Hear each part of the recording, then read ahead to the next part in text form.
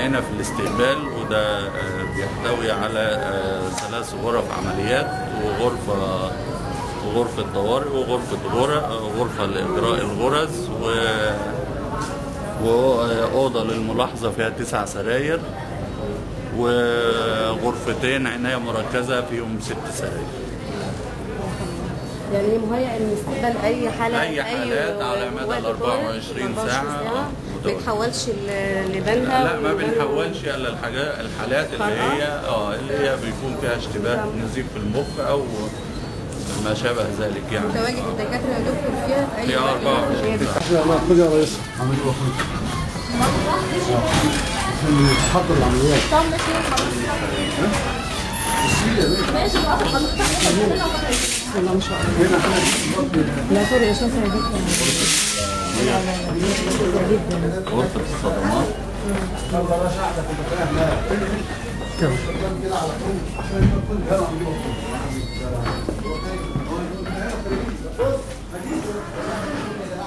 دي مهيئة لاستقبال المرضى في أي وقت يا دكتور، لو حد عنده صدمة وأي حاجة مفيش مشكلة. أزمة قلبية. على أعلى إمكانيات، مفيش أي أجهزة ناقصة فيها نهائي. طيب. بصراحة حلو جدا. طبعا مكيف مشاكل، بس احنا طالما مفيش حالات بنوصل عشان توفيق طبعا. سراير اللي هي غرف الملاحظة، وفيهم غرفة عزل لو في حالة يشتبه انها تكون معدية او حاجة.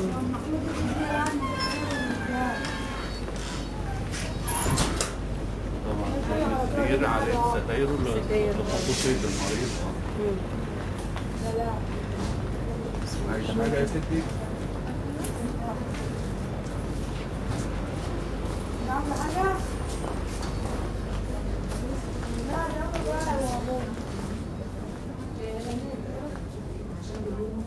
هي مهيئة لاستقبال المرضى. حضرتك اسمك ايه؟ عامل ايه يا عم مازن؟ المستشفى كويسة ولا ايه؟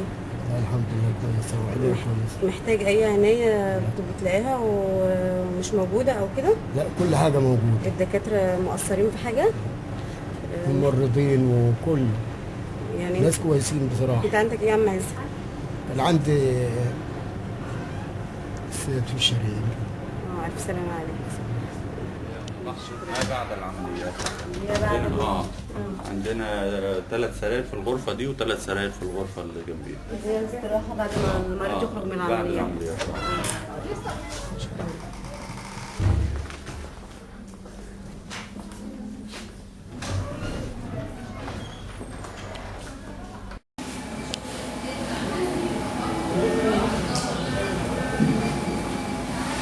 ايه مش جديدة يا دكتور صح؟ احنا هنا في وحدة الغسيل الكلوي اللي هي القديمة. قديمة صح؟ دي عندي 22 عندي 27 مكنة، 22 مكنة شغالين و5 ستاند باي. دي واحنا بصدد انشاء وحدة اضافية، وتقريبا شبه انتهينا من 90% من الاعمال فيها، اللي هي ان شاء الله هتتسع ل 20 مكنة اضافية.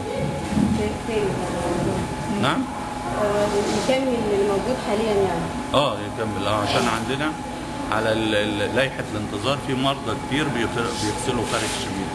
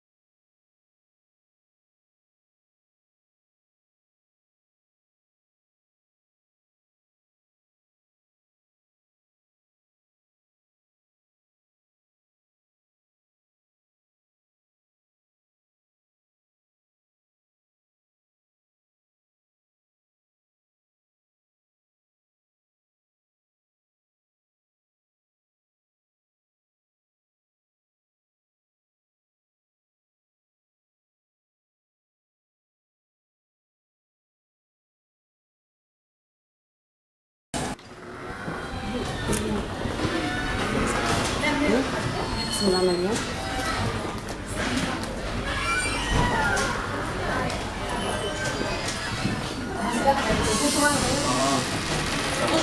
هتخشوا غير بقى. تصور هو هتغير بقى. طبعا احنا في اوضه العمليات دلوقتي، وعشان ندخل نصور لازم نعمل كل اللبس التعقيمات دي عشان نقدر نكون موجودين ونلاحظ اللي موجود. هي زي ما احنا شايفين كده الكاميرا جايباها.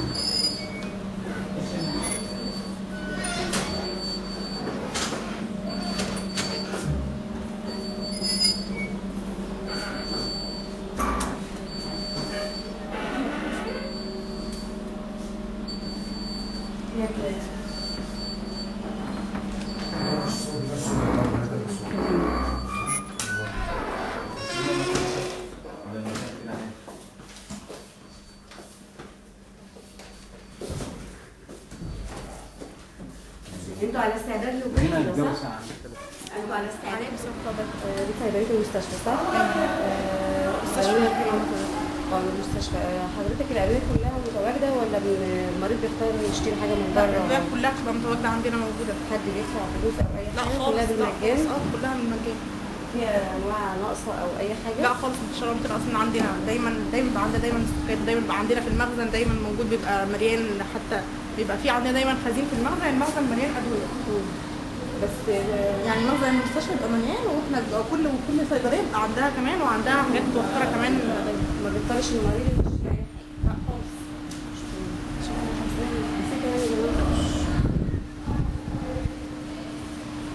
ودي كلها من الحاجات اللي بتصرف يعني بتصرف.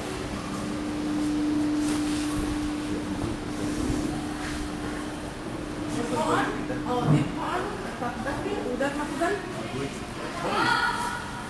دي المحاليل والحاجات كلها، المحاليل كلها متوفره. دي كلها محاليل ورنجر وحقن وامبولات. وده المخزن.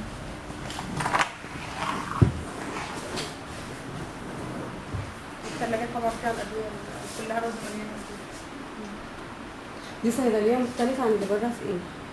ده المخزن. يعني احنا لو في حاجه مثلا قربت تخلص من عندنا دايما يبقى عندنا كرتونه او اتنين. لو حاجه قربت تخلص المخزن بيبقى عنده كميات منها كبيره، عشان ما يحتاجش مثلا في يوم يبقى الدواء يخلص. مش يعني لازم يبقى الدواء حتى لو الدواء قرب يخلص من عندنا يبقى موجود تاني دواء نجيب في نفس اليوم، عشان ما فيش مريض مثلا يقول مثلا الدواء خلص من عندنا. في رقابه طبعا على الادويه دي؟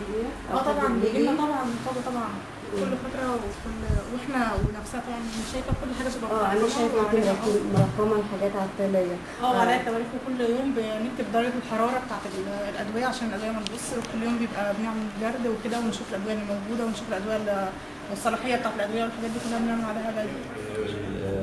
وحده الكلى اللي هي امتداد وحده الكلى اللي معمول بالجهود الذاتيه من الالف الى الياء، كله بالجهود الذاتيه.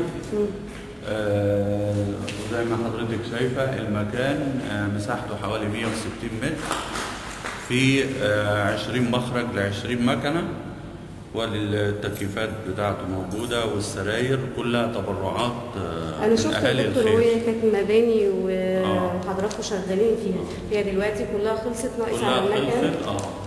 احنا دلوقتي الشركه يعني من المحتمل انها تورد لنا 5 مكانات، وفي ان شاء الله سياده الوزير وافق لنا على 5 مكانات اخرى ان شاء الله جاري توريدها. بس ده بجهود الناس يا دكتور صح؟ مش بتبرعات حد او كده؟ نعم. يعني شخصيات عامه ولا بجهود الناس؟ الجهود الذاتيه كلها، وكل التبرعات كانت بتروح لجمعيه تنميه المجتمع المحلي، وهي اللي كانت بتتولى الصرف على الوحده. هي مفترض يبقوا 10 سراير يا دكتور ولا كام؟ 10 لا 20 وحده. 20 وحده. تكمله للوحده اللي احنا تكمله للوحده عشان ايه؟ التكدس في الوحده، وعشان نستوعب الحالات اللي هي بتغسل في اهالي شبين اللي بيغسلوا في المناطق البعيده زي اليوب وابو زعبل، مستشفيات الجيش. فالمريض بيتكبد مصاريف الانتقال بجانب مصاريف العلاج وكده. فده تبقى اقرب. فان شاء الله دي هتستوعب كل المرضى اللي هم على قائمه الانتظار. ان شاء الله. ده مجهود رائع يا دكتور.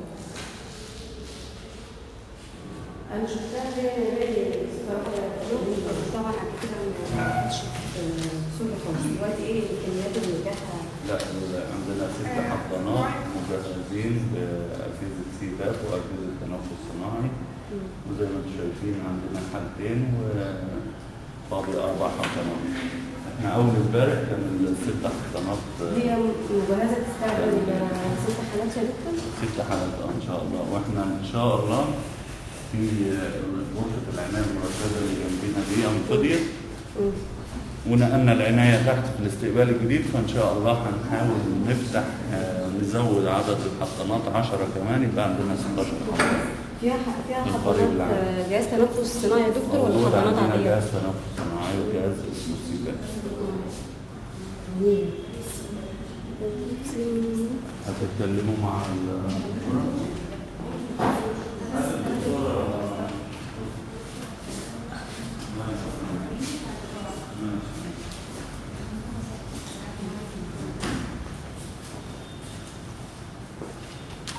الدكتورة أول حاجة هتقول منك كلمتين بس.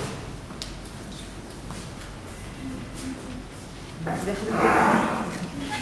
أول حضانة مع حضرتك كويسة الحمد لله. مجهزة لاستقبال الأطفال بتاعتنا ولا لازم نروح مكان تاني ونتحول لمستشفى تاني؟ هي مجهزة، ولو احتاجنا بقى تحويل ولا حاجة بننصح الأهل وبنكتب لهم تقرير هي وبتتحول. بسم الله ما شاء الله جميلة يعني، بس حضرتك محتاجة فيها حاجة تاني أو فيها أدوات أنت بتبقي محتاجاها خارج لو حاجة المستشفى؟ ناقصة بنخلي الدكتور حسن يجيبها لنا. أنا اسمي نور إبراهيم، مسؤولة النظافة تابعة لشركة كوين سيرفيس تابعة لوزارة الدفاع. احنا مسكنا مستشفى شبين القناطر نظافة من آخر 4 السنة الحالية أو نص 4 أو من نص 5 تقريبا، نص 5. خدناها نظافة، بنتعاون مع مدير المستشفى دكتور حسن. طبعا بنتعاون مع جميع الفئات هنا، وبصراحة في ناس متعاونة معانا جدا محترمة جدا بتساعدنا ان احنا نأدي واجبنا. وناس بصراحة بتوفر لنا الحاجات اللازمة لينا، مع طبعا الحاجات اللي جايه لنا مساعدات من الشركه، والشركه بتوفر لنا حاجات النظافه. في أي صعوبات أنت بتواجهيها أثناء أداء عملك؟ طبعا في بعض الصعوبات اللي احنا بنواجهها، خاصة مع السباكة، سيوم، كهرباء، الحاجات دي. الحاجات اللي هي متراكمة يعني. بس طبعا الدكتور مشكور بأي طلب احنا بنطلبه بصراحة بيتوفر لنا. مشكورة.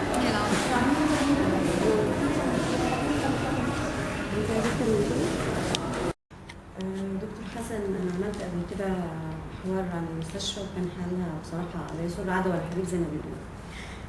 انا شفت المستشفى النهارده وسمعت من الناس، كنت حابه انقل الصوره اللي موجوده للناس عشان يشوفوا ايه اللي حصل من ساعه ما حضرتك مسكت المستشفى، وليه دايما بننتقد المستشفى وليه احنا مش بنلاقي فيها رعايه وكده. فلما انا جيت لقيت الناس مبسوطه جدا، وشفت صورت مع عيانين وسالتهم حضرتك ايه اللي ناقصهم وايه اللي كده، فمحدش منهم مشتكى. فانا حابه حضرتك تتكلم حضرتك مسكت المستشفى ازاي وبقت الوضع بتاعها ازاي؟ ان شاء الله.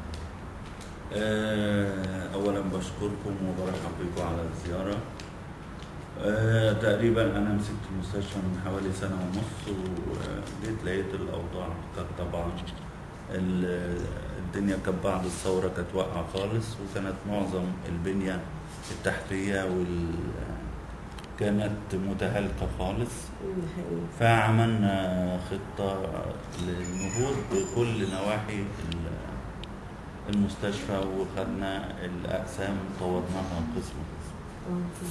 فابتدينا تطوير من العيادات الخارجيه، كانت تقريبا مقاعد انتظار متهالكه او يكاد يكون ما كانش فيه مقاعد انتظار، وكانت معظم الصرف في المستشفى كان البلاعات كلها متهدمه، قعدنا بنائها. مسكنا النجاره كلها بتاعت المستشفى من ابواب وزجاج وكهرباء واعمال كهرباء، وكل ده تم تقريبا كان في اسبوع اسمه نحو مستشفى نظيفه، كان تحت رعايه السيد المحافظ. والحمد لله قمنا بكل الأعمال دي بجهود الذاتية بدون تكليف الدولة بدون تكليف على الدولة أي حاجة. لأن كان في طبعا مجموعة من الشباب كانت عايزة تيجي تعمل وقفة احتجاجية، فأنا حبيت أستثمر غضبهم ده، قلت لهم بدل ما تيجوا وتعملوا وقفة احتجاجية في المستشفى تعالوا ساعدوني. وفعلا عملنا خطة وقمنا بمعظم الأعمال دي وهم ساعدوني فعلا. فخدت الناحية السلبية اللي عندهم طورتها لناحية إيجابية في المشاركة في أعمال المستشفى. وحدة الكلى الصناعية اللي هي الجديدة. وحدة. أنا شفت الصور بتاعتها وهي بتتبني لغاية ما هيتم افتتاحها إن شاء الله وقتها. إن شاء الله. هو إحنا دلوقتي تقريبا انتهينا من 90% من الأعمال الإنشائية، وزي ما حضرتك شفتي. كلفة الإجمالي كام يا دكتور؟ يعني هي أصلا معظمها كلها كانت تبرعات عينية. يعني في صورة إيه؟ الناس كانت بتبعت لنا رمل، زلط، حديد، أسمنت. فكانت معظمها كلها سيراميك. يعني أنا عندي واحد تبرع بكل السيراميك، ما اشترناش كل السيراميك. وفي واحد تبرع بكل الطوب، وتقريبا كلها معظمها مش تبرعات مادية. كان في تبرعات مادية دي كنا بنخلي المواطن يروح يتبرع في جمعية تنمية المجتمع المحلي، وهي اللي بتتولى الصرف عنه. بس تقريبا كان إجمالي كام يا دكتور يعني؟ يعني يتعدي ال1,000,000 جنيه. تعدى ال1,000,000 جنيه. وتقريبا هتاخد وقت قد ايه على ما تتفتح تاني يا دكتور كمان؟ والله احنا دلوقتي بصدد توريد المكن.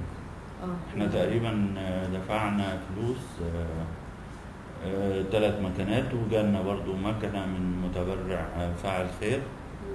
وان شاء الله الوزارة وعدانا بحوالي 5 مكنات هيجري توريدهم في القريب العاجل ان شاء الله. وده نقدر نفتح، وده هنستوعب جميع اللي على قائمة الانتظار وبيغسلوا بره في البلاد اللي حوالينا. تبقى هنا متاحة لأهالي شمال الأناطق. تبقى متاحة، وحتى لو محافظات من المحافظات اللي حوالينا نقدر نستوعب الأعداد اللي بره إن شاء الله. شكرا حضرتك.